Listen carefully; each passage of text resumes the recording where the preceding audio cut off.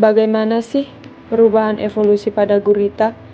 Sebelumnya, gurita itu merupakan hewan tanpa tulang yang mampu membuka toples, memecahkan teka-teki, dan meniru tekstur batu karang, bahkan melarikan diri dari akuarium. Fenomena ini menimbulkan satu pertanyaan besar, bagaimana evolusi mampu membentuk makhluk seunik dan secerdas gurita? Gurita bukanlah hewan sembarangan. Ribuan tahun lalu, evolusi telah membentuknya menjadi organisme dengan kemampuan biologis yang luar biasa. Saya akan menunjukkan sebuah video ilustrasi bagaimana transformasi evolusioner gurita mulai dari nenek moyang moluska yang memiliki cangkang keras hingga bentuk modern yang sepenuhnya kehilangan cangkang. Kehidupan awal gurita 3,5 miliar tahun yang lalu. Kehidupan di bumi dimulai dari organisme bersel tunggal di laut yang sederhana dan belum memiliki organ kompleks. Tahap ini menjadi pondasi evolusi seluruh kehidupan, termasuk nenek moyang jauh cephalopoda seperti gurita. Pada 2 miliar tahun yang lalu, sel eukariota muncul dengan inti sel dan organel yang lebih kompleks, memungkinkan peningkatan keragaman bentuk kehidupan. Pada 550 juta tahun yang lalu, Kimberella adalah salah satu moluska awal yang memiliki ciri tubuh lunak dan simetri bilateral. Hewan ini dianggap sebagai salah satu nenek moyang jauh dari kelompok moluska modern yang kelak melahirkan cephalopoda. Pada 500 juta tahun yang lalu, Plectronocheras merupakan cephalopoda bercangkang pertama yang hidup di laut dangkal. Ia menandai awal evolusi cephalopoda sejati, leluhur dari gurita, cumi, dan nautilus. Pada 400 juta tahun yang lalu, Batrich memiliki cangkang lurus dan dianggap sebagai penghubung evolusi antara cephalopoda bercangkang kuno dan berbentuk modern. Dari kelompok inilah muncul nenek moyang cumi-cumi dan gurita.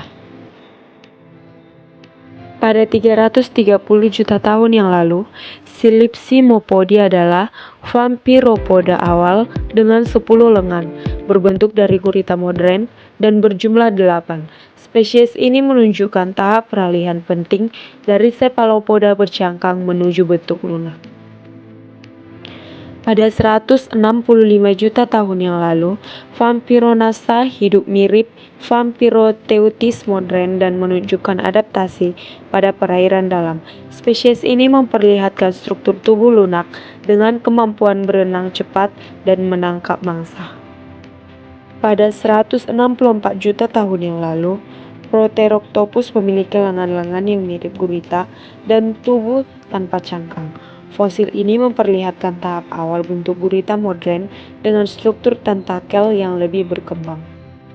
Pada 95 juta tahun yang lalu, Thiletotopus adalah gurita awal yang sudah hampir menyerupai gurita modern, memiliki 8 lengan dan kehilangan cangkang sepenuhnya. Temuan ini menunjukkan penyempurnaan bentuk tubuh lembut dan fleksibel. Pada 85 juta tahun yang lalu, Palaeotopus memiliki struktur otot dan lengan yang lebih kompleks, menunjukkan adaptasi pada lingkungan di laut dalam. Pada 33 juta tahun yang lalu, pada era Oligosen, gurita telah berkembang menjadi kelompok yang lebih bervariasi dengan strategi bertahan hidup seperti kamuflase. Pada 5 juta tahun yang lalu, gurita pada periode Pliosen menunjukkan kecerdasan lebih tinggi, serta kemampuan manipulasi objek dengan lengannya. Dan pada akhirnya gurita modern di tahun 2025, gurita ini merupakan hewan invertebrata paling cerdas di bumi, mampu memecahkan masalah, berkamuflase instan, dan mengedit RNA untuk beradaptasi lebih cepat. Evolusi jutaan tahun membentuk menjadi predator laut yang fleksibel, lincah, dan sangat adaptif. Sekian hasil presentasi saya tentang evolusi pada gurita. Terima kasih.